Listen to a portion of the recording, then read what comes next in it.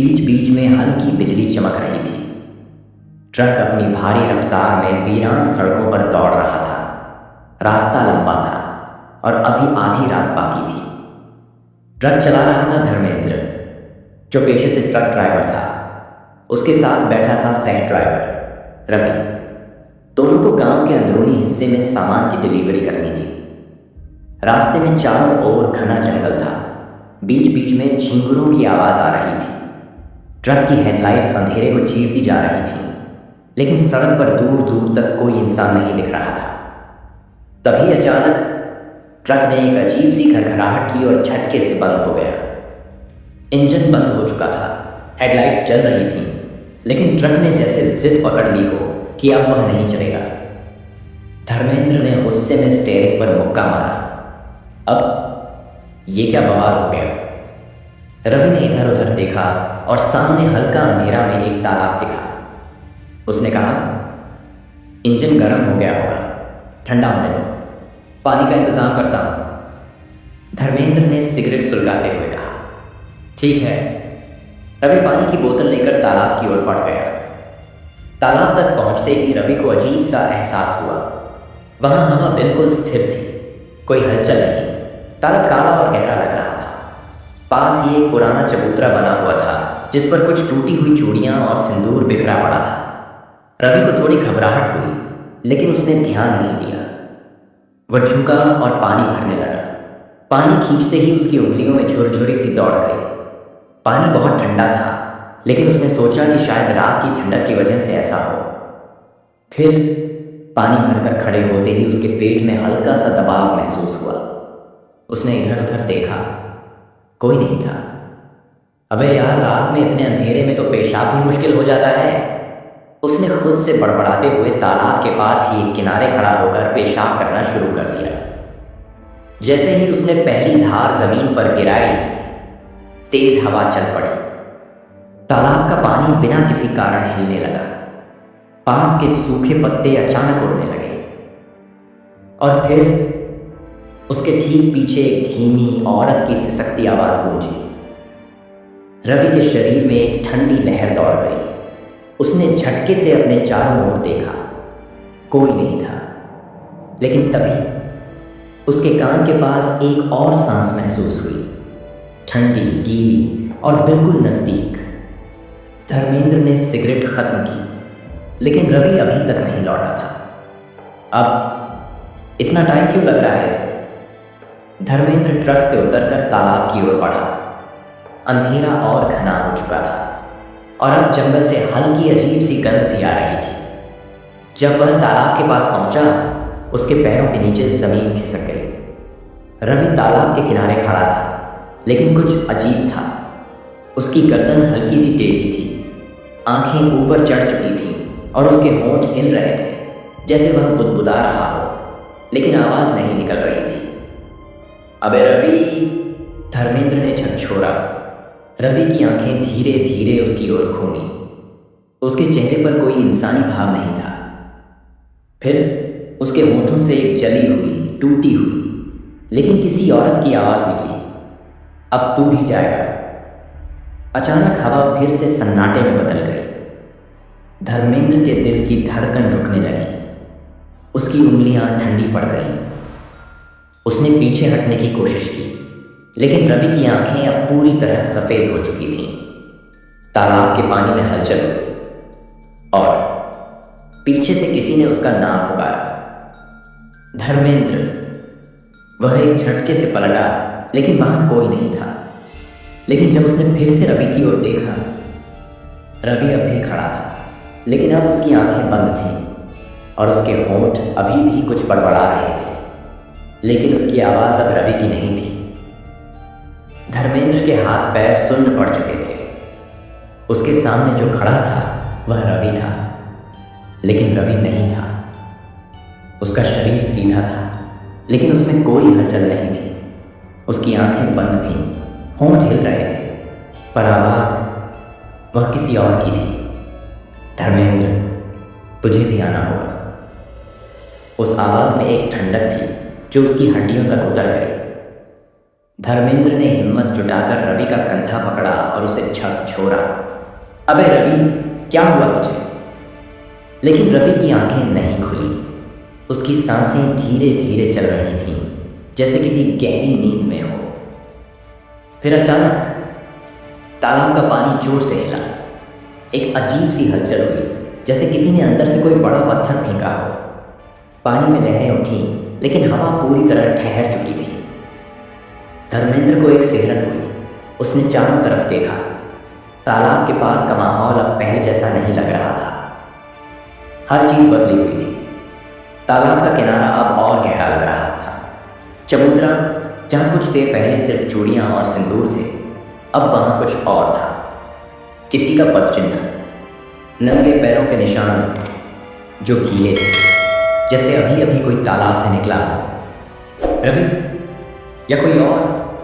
धर्मेंद्र ने फिर से रवि को पकड़ा, लेकिन इस बार कुछ अजीब हुआ। रवि की त्वचा बर्फ जैसी ठंडी थी। अबे रवि! कोई जवाब नहीं।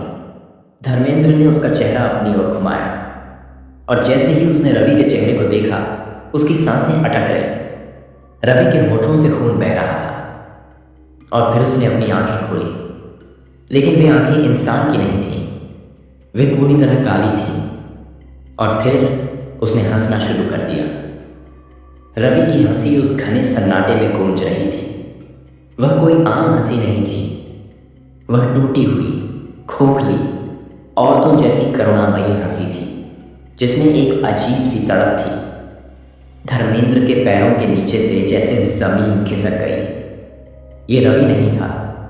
उसका पूरा शरीर अकड़ चुका था। उसकी नसें उभर आई थीं, और सबसे डरावनी बात, उसकी आंखें अब गहरी काली थीं, जैसे किसी अंधेरे कुएं में झांकने पर दिखाई देती हैं। धर्मेंद्र ने झटके से उसका हाथ छोड़ा और 2 कदम पीछे हटा। रवि, अबे रवि, ये क्या हो रहा है तुझे? लेकिन रवि ने कोई जवाब नहीं दिया। उसका सिर धीरे धीरे एक तरफ झुक गया, और उसके होंठ बिना रुके फड़फड़ा रहे थे। फिर अचानक उसकी गर्दन जोर से झटके में हिली, जैसे किसी ने उसे जबरदस्ती घुमा दिया। अब वह पूरी तरह धर्मेंद्र की ओर देखने लगा था, और उसकी हंसी एकदम से बंद हो गई। अब वहां सिर्फ सन्नाटा था। धर्मेंद्र का गला सूख चुका था। उसने महसूस किया कि उसके चारों ओर अजीब सा दबाव बढ़ने लगा था, जैसे हवा भारी हो रही हो। तालाब के पानी में एक और हलचल हुई। इस बार पानी के अंदर से कुछ ऊपर उठ रहा था। धर्मेंद्र ने घबराकर तालाब की ओर देखा, और जो उसने देखा, उसने उसकी रीढ़ की हड्डी जमा दी। तालाब की काली सतह पर अब एक परछाई उभर रही थी। कोई पानी में खड़ा था, लेकिन यह कोई इंसान नहीं था। वह सिर्फ एक आकृति थी, एक पतली लंबी भीगी हुई आकृति, जिसके बाल तालाब के पानी में लहरा रहे थे। और तब रवि ने फिर से हंसना शुरू कर दिया। इस बार उसकी आवाज़ रवि की नहीं थी। वह हंसी किसी औरत की थी। रवि, चल यहाँ से। धर्मेंद्र ने हिम्मत करके उसका हाथ पकड़ने की कोशिश की, लेकिन रवि अब हिल भी नहीं रहा था। वह पूरी तरह से अकड़ा हुआ था, जैसे उसमें जान ही ना हो। उसकी हड्डियां चरमराने लगीं, और फिर उसने बोलना शुरू किया, लेकिन उसके होंठ नहीं हिल रहे थे। अब तू भी आया। आवाज़ रवि के शरीर से आ रही थी, लेकिन वह रवि की आवाज़ नहीं थी। धर्मेंद्र अब और नहीं रुक सकता था। वह पीछे हटा, मुड़ा और दौड़ने लगा। लेकिन जैसे ही उसने पहला कदम बढ़ाया, कोई चीज़ उसकी कमीज पकड़कर खींचने लगी। छोड़ मुझे, छोड़! उसने जोर से झटके मारे, लेकिन पीछे से रवि की ठंडी अकड़ी हुई उंगलियां उसकी कमीज को जकड़े हुए थीं। धर्मेंद्र ने पूरा जोर लगाकर खुद को छुड़ाया और गिरते पड़ते ट्रक की ओर भागा। लेकिन वह भागते हुए भी रवि की हंसी सुन सकता था। और सबसे भयानक बात, तालाब के किनारे पर एक और परछाई खड़ी हो चुकी थी। धर्मेंद्र का दिल जोर जोर से धड़क रहा था। उसके कानों में सिर्फ एक ही आवाज़ गूंज रही थी, रवि की भयानक खोखली हंसी। लेकिन वह हंसी अब धीरे धीरे धीमी पड़ रही थी। धर्मेंद्र गिरता पड़ता ट्रक के पास पहुंचा। उसने जल्दी से दरवाज़ा खोला और अंदर घुस गया। उसने जल्दी से ट्रक की चाबी घुमाई, इंजन स्टार्ट नहीं हुआ। उसका गला सूख गया। उसने फिर कोशिश की। ट्रक जैसे जिद पर अड़ा हो। पीछे की हंसी बंद हो चुकी थी। अब सिर्फ सन्नाटा था। पैरों की घसीटने की आवाज़ आ रही थी, जैसे कुछ उसके पास आ रहा हो। धर्मेंद्र ने धीरे धीरे शीशे से पीछे देखा। रवि अब भी वहीं खड़ा था, लेकिन अब वह अकेला नहीं था। उसके ठीक पीछे कोई और खड़ा था, एक पतली लंबी परछाई जो सीधी खड़ी थी। उसका सिर झुका हुआ था और उसके गीले बाल रवि के कंधों तक लटक रहे थे। धर्मेंद्र के पूरे शरीर में ठंड दौड़ गई। उसने पूरी ताकत लगाकर स्टीयरिंग पकड़ा और जोर से चाबी घुमाई। ट्रक स्टार्ट हो गया। उसने तुरंत एक्सीलरेटर दबाया और ट्रक को पूरी ताकत से आगे बढ़ाया। लेकिन तभी रवि की गर्दन झटके से उठी और उसने सीधे ट्रक की ओर देखा। अब उसकी आंखों में सिर्फ अंधेरा था और उसके होंठ हिले। अब तू कहाँ जाएगा? धर्मेंद्र ने ट्रक को जोर से गियर में डाला और पूरी ताकत से उसे भगाने लगा। लेकिन जैसे ही ट्रक आगे बढ़ा, ट्रक के शीशे में एक और चेहरा उभर आया। वही औरत जिसकी आंखें नहीं थीं। धर्मेंद्र अब पूरी स्पीड में था। उसने ट्रक को सड़क पर डाल दिया और पीछे देखने की हिम्मत नहीं की। लेकिन पीछे से एक आवाज़ आई, बहुत धीमी, टूटी हुई और दर्द भरी। रुक जा, मुझे भी ले चल। धर्मेंद्र ने अपने कान बंद कर लिए। उसका ट्रक अब तेजी से आगे बढ़ रहा था, लेकिन फिर ट्रक के भीतर से एक और ठंडी आवाज आई, अब तू भी आएगा। धर्मेंद्र ने झटके से बगल की सीट की ओर देखा। वह सीट खाली थी, लेकिन वहां पानी की कुछ बूंदें गिरी हुई थीं। धर्मेंद्र की उंगलियां स्टीयरिंग पर जमी हुई थीं। उसका पूरा शरीर पसीने से भीग चुका था, लेकिन उसकी नजरें सड़क पर जमी थीं। वह पीछे देखने की हिम्मत नहीं कर रहा था। वह जानता था कि अगर उसने पीछे देखा तो कुछ ऐसा दिखेगा जिसे वह कभी भूल नहीं पाएगा। लेकिन फिर भी उसकी गर्दन जैसे अपने आप मुड़ने लगी। पीछे वाली सीट पर कोई बैठा था। धुंधली रोशनी में वह सिर्फ एक काली परछाई थी। सिर झुका हुआ था और बाल भीगे हुए थे जो सीट से नीचे लटक रहे थे। वो सती आसरा थी।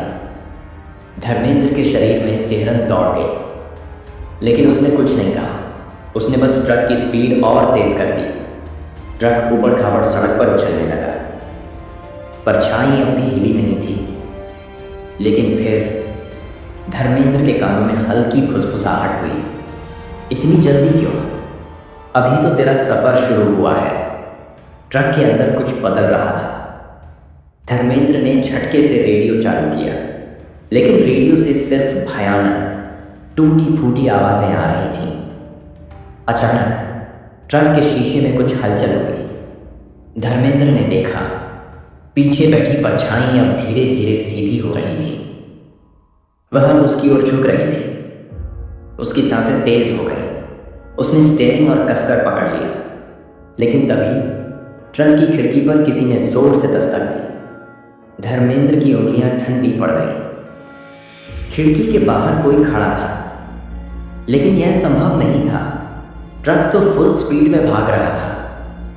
तो फिर कौन था जो उसके साथ भागते ट्रक की खिड़की पर दस्तक दे रहा था? धीरे धीरे उसने अपनी गर्दन घुमाई और उसने देखा वह रवि था, पर उसका चेहरा पहले जैसा नहीं था। उसकी आंखें अब सफ़ेद हो चुकी थीं, होंठ फट चुके थे और उसके चेहरे पर एक दर्दनाक हंसी थी। और रवि के होंठ हिले। तू मुझे छोड़कर नहीं जा सकता। अब बचना नामुमकिन था। धर्मेंद्र ने पूरी ताकत से ट्रक की स्पीड बढ़ा दी, लेकिन रवि अब भी ट्रक के साथ भाग रहा था। फिर अचानक खिड़की पर रवि की हथेली लगी, लेकिन वह हथेली सामान्य नहीं थी। वह काली थी, जली हुई। और फिर दरवाज़ा अपने आप खुलने लगा।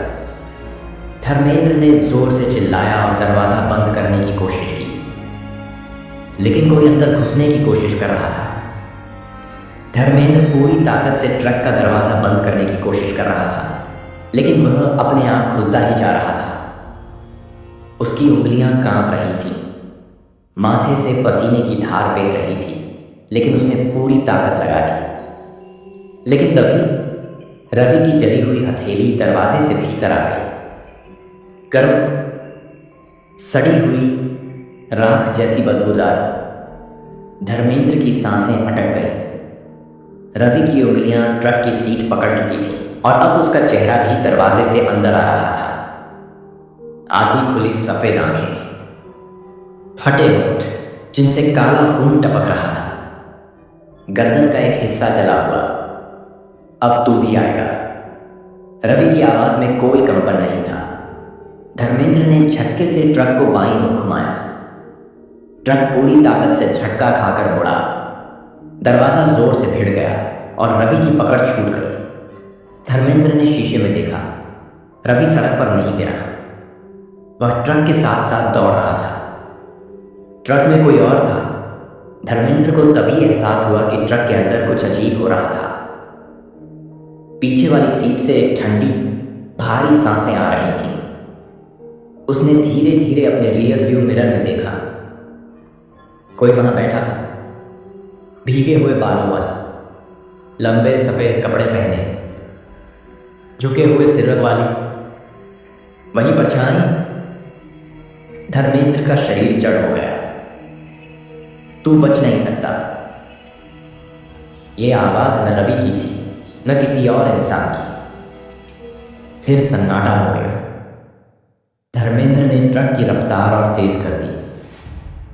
पीछे की सीट पर अब भी वह परछाई बैठी थी, लेकिन अब वह हिली नहीं। वह बस चुपचाप बैठी रही। धर्मेंद्र का पूरा ध्यान अब सिर्फ सड़क पर था। परछाई उसे देख रही थी या नहीं, वह नहीं जानता था। लेकिन फिर रेडियो अचानक चालू हो गया और उसमें से एक औरत की धीमी सिसकियां आने लगी। रेडियो से आती धीमी टूटी हुई सिसकियों ने ट्रक के अंदर का माहौल और भी भयावह बना रही थी। धर्मेंद्र ने एक हाथ से स्टीयरिंग पकड़े पकड़े रेडियो बंद करने की कोशिश की, लेकिन रेडियो बंद नहीं हुआ, बल्कि अब उसमें से किसी के हंसने की आवाज़ आने लगी। कोई औरत धीरे धीरे हंस रही थी। धर्मेंद्र का पूरा शरीर बर्फ सा ठंडा पड़ गया। उसने धीरे से रियर व्यू मिरर में देखा। पीछे बैठी वही परछाई अब भी हिली नहीं थी, लेकिन अब उसके गीले बाल ट्रक की सीट से नीचे लटक रहे थे और धीरे धीरे वे हिलने लगे। कुछ अजीब हो रहा था। ट्रक का माहौल अब बदला बदला लग रहा था। गर्म, भारी, दम घोटने वाला। धर्मेंद्र को महसूस हुआ कि जैसे ट्रक के भीतर की हवा गाढ़ी हो गई थी। उसका सिर चकराने लगा। उसे लगा कि उसकी आंखें अब बंद हो जाएंगी, लेकिन तभी पीछे किसी चीज की हल्की सरसराहट हुई, जैसे कोई गीले कपड़ों में बैठकर हिला। अब वहां सिर्फ सिसकियां नहीं थीं, अब वहां से कुछ फुसफुसाने की आवाज भी आ रही थी। तूने उसे अकेला छोड़ दिया, वो तुझे बुला रहा था, अब कौन तुझे बचाएगा? धर्मेंद्र का दिमाग सुन्न हो गया। उसका दिल जोर जोर धड़क रहा था।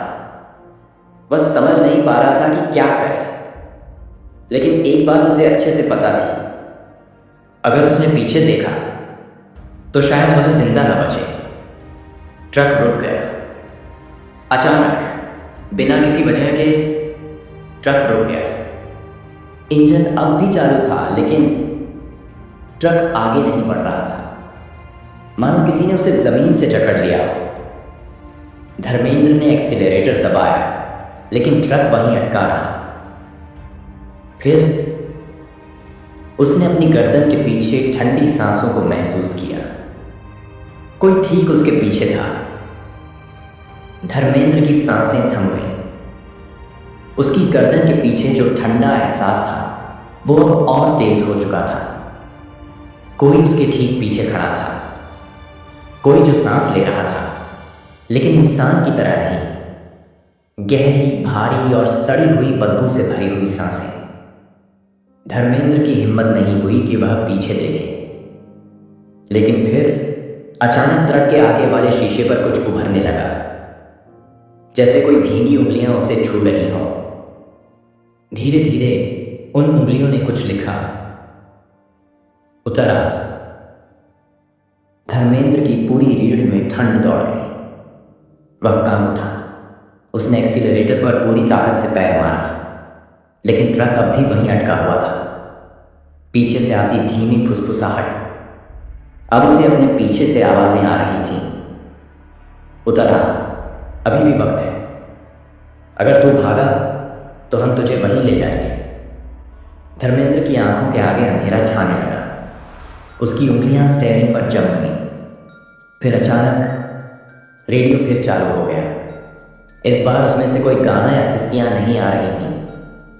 अब उसमें से रवि की आवाज़ आ रही थी। धर्मेंद्र, तू कहाँ भाग रहा है? मैं तेरा साथी हूं ना। तूने मुझे छोड़ दिया। रेडियो से आती आवाज़ धीरे धीरे बदलने लगी। अब उसमें रवि की आवाज़ नहीं थी। अब उसमें से कई और आवाज़ें आने लगी, मर्दों की, औरतों की, बच्चों की। तू भी अब हमारे साथ चलेगा। ट्रक का शीशा अब पूरी तरह धुंधला हो चुका था। धर्मेंद्र ने महसूस किया कि उसकी आंखें अब अपने आप बंद हो रही थीं, जैसे कोई उसे सोने के लिए मजबूर कर रहा हो। धर्मेंद्र के अंदर कहीं से एक झटका आया। उसने खुद को जोर से झकझोरा और अपना सिर स्टीयरिंग पर पटका, और तभी ट्रक हिलने लगा, मानो किसी ने उसे झटके से धक्का दिया। धर्मेंद्र ने बिना कुछ सोचे तुरंत गियर बदला और एक्सीलरेटर पर पूरी ताकत से पैर मारा। ट्रक जोर से झटका खाकर आगे बढ़ा। वह जानता था कि अब उसे पीछे नहीं देखना है, लेकिन पीछे से हंसी की आवाज़ अब भी आ रही थी, और फिर उसके कंधे पर किसी की ठंडी उंगलियां रखी गईं। धर्मेंद्र की सांसें तेज हो चुकी थी। ट्रक की हेडलाइट्स धुंधली पड़ रही थीं, और उसके सामने का रास्ता अब अजीब सा लगने लगा था। पीछे से आती ठंडी सांसें अब भी उसके कंधे को छू रही थी, लेकिन उसने हिम्मत नहीं हारी। बस थोड़ा और, बस गांव के बाहर निकल जाऊं तो बच जाऊंगा। ट्रक का इंजन गरजते हुए आगे बढ़ने की कोशिश कर रहा था, लेकिन कुछ उसे पीछे खींच रहा था, जैसे कोई पूरी ताकत से ट्रक को रोकने की कोशिश कर रहा हो। धर्मेंद्र ने स्टीयरिंग को कसकर पकड़ लिया और एक्सीलरेटर पर पूरा जोर डाल दिया। फुसफुसाहटें और तेज हो गई। ट्रक के शीशे पर अब धुंधली आकृतियां बन रही थीं, जैसे कई औरतों के चेहरे बाहर से उसे घूर रहे हों। उनकी आंखें कोयले जैसी काली थीं और चेहरे एकदम पीले। धर्मेंद्र ने उन पर ध्यान नहीं दिया। बस भागना था। आगे गांव का आखिरी मोड़ था। बस इसे पार करते ही वह गांव से बाहर निकल जाएगा। पर तभी ट्रक की हेडलाइट्स अचानक बंद हो गई। पूरी सड़क अंधेरे में डूब गई, और अब धर्मेंद्र को दिखना बंद हो गया। उसका दिल जोर जोर से धड़कने लगा। उसने ट्रक रोकने की कोशिश की, लेकिन ब्रेक काम नहीं कर रहे थे। अब उसे सिर्फ अंधेरा दिख रहा था। तभी उसके कानों में एक औरत की हल्की हंसी गूंजने लगी। धर्मेंद्र का दिमाग चकराने लगा। उसने शीशे में देखा, पीछे की सीट खाली थी। उसने झटके से ट्रक रोका और दरवाज़ा खोलकर नीचे कूदा। चारों ओर सिर्फ सन्नाटा था। कहीं कोई नहीं था। लेकिन फिर तालाब के पानी में हलचल हुई। रवि तालाब में था। धर्मेंद्र की नज़र तालाब पर गई, और वहाँ रवि खड़ा था, कमर तक पानी में डूबा हुआ। उसकी आंखें सूनी हो चुकी थीं, चेहरा पीला पड़ चुका था, और उसके होंठ कुछ बुदबुदा रहे थे। धर्मेंद्र, अब तू भी आ। उसकी आवाज़ में कोई जान नहीं थी। धर्मेंद्र का दिल दहल गया। वह रवि को बचाने के लिए आगे बढ़ा, और यही उसकी सबसे बड़ी गलती थी। जैसे ही वह तालाब के करीब पहुंचा, किसी ने पीछे से उसे पकड़ लिया ठंडे भीगे हुए हाथों में उसकी गर्दन पर नाखून धंस गए। धर्मेंद्र की चीख निकलने वाली थी, लेकिन तभी अचानक गांव के मंदिर की घंटियां बजने लगीं। रात के अंधेरे में वह आवाज पूरी घाटी में गूंज उठी। तालाब में हलचल हुई। रवि के होंठ रुक गए। भीगे हुए हाथों की पकड़ अचानक ढीली हो गई और धर्मेंद्र गिरते गिरते बचा। उसने झटपट पीछे देखा, कोई नहीं था, लेकिन उसके कंधे पर अब भी गहरे नाखूनों के निशान थे। तालाब में खड़ा रवि अब धीरे धीरे किनारे की तरफ आ रहा था। उसकी आंखें अब भी सूनी थीं, पर वह अब किसी के वश में नहीं लग रहा था। धर्मेंद्र ने झटपट रवि को खींचकर तालाब से बाहर निकाला। उसका शरीर बर्फ जैसा ठंडा था, पर वह जिंदा था। चल रवि, हमें यहां से निकलना होगा। वह उसे लेकर ट्रक की ओर भागा। पीछे तालाब में अब भी हल्की हलचल हो रही थी, जैसे कुछ अब भी वहां मौजूद था। धर्मेंद्र ने ट्रक स्टार्ट किया और पूरी ताकत से एक्सीलरेटर दबा दिया। इस बार ट्रक चल पड़ा। तालाब पीछे छूट गया और उनके पीछे सती आसरा की हंसी अब भी गूंज रही थी। कई घंटों तक ट्रक चलाने के बाद धर्मेंद्र ने एक ढाबे पर ट्रक रोका। उसने रवि की ओर देखा। वह सीट पर चुपचाप बैठा था। उसकी आंखों में अब भी वही डर था। चेहरा पीला और शरीर ठंडा, पर वह जिंदा था। रवि, तू ठीक है ना? रवि ने धीरे से उसकी ओर देखा और बस एक ही बात कही, वो अब भी हमारे साथ है। धर्मेंद्र ने ट्रक के रियर व्यू मिरर में देखा। पीछे की सीट पर पानी की बूंदें गिरी थीं और फिर